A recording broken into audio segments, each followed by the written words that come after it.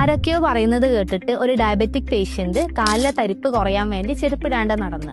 അതിനുശേഷം കാലിന്റെ അടിയിൽ മുറിവ് വന്ന് അത് അണുബാധ വന്ന് കഴിഞ്ഞ ദിവസം എൻ്റെ അടുത്ത് വന്നിട്ടുണ്ടായിരുന്നു ഒപിയിൽ. അപ്പം ഡയബറ്റിക് പേഷ്യൻസ് കാലിന്റെ അടിയിലുള്ള തരിപ്പ് കുറയ്ക്കാൻ വേണ്ടിയിട്ട് ചെരുപ്പിടാണ്ട് നടക്കുന്നത് ഒരു നല്ല സൊല്യൂഷൻ ആണോ?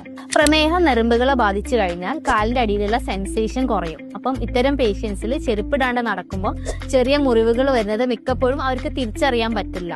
അപ്പം പ്രത്യേകിച്ച് പ്രമേഹം കൂടെ ഉള്ള ആൾക്കാരാകുമ്പം ഈ ചെറിയ മുറിവ് മതി അവർക്ക് അത് ഇൻഫെക്ഷൻ ആയിട്ട് കയറാനും കാലിൽ അത് കോംപ്ലിക്കേഷൻസ് വരുത്താനും. അപ്പൊ എപ്പോഴും ശ്രദ്ധിക്കണം, ഡയബറ്റിക് പേഷ്യൻസ് ഉള്ളിലാണെങ്കിലും പുറത്താണെങ്കിലും എപ്പോഴും ചെരുപ്പ് ഉപയോഗിക്കണം. അത് നല്ല സോഫ്റ്റ് ആയിട്ടുള്ള സോളുള്ള ചെരുപ്പ് വേണം ഉപയോഗിക്കാൻ. ഓരോ 6 മാസം കൂടുമ്പോഴും ഈ ചെരുപ്പ് മാറ്റുകയും വേണം. അതുകൂടാണ്ട് രാത്രി ഉറങ്ങുന്നതിന്റെ മുന്നേ കാല് നല്ല വൃത്തിയായി കഴുകി നല്ലൊരു കോട്ടന്റെ തുണി വെച്ച് ഒപ്പിയ ശേഷം ഒരു കണ്ണാടി വെച്ച് കാലിന്റെ അടിഭാഗവും വിരലിന്റെ ഇടയിലൊക്കെ എന്തെങ്കിലും അണുബാധ വരുന്നുണ്ടോ എന്നുള്ളത് നോക്കിയിട്ട് ഉറപ്പുവരുത്തണം. അതുകൂടാതെ കൃത്യമായ ഷുഗർ കൺട്രോൾ, ഭക്ഷണ നിയന്ത്രണം, വ്യായാമം എന്നിവയെല്ലാം വളരെ പ്രധാനപ്പെട്ടതാണ്.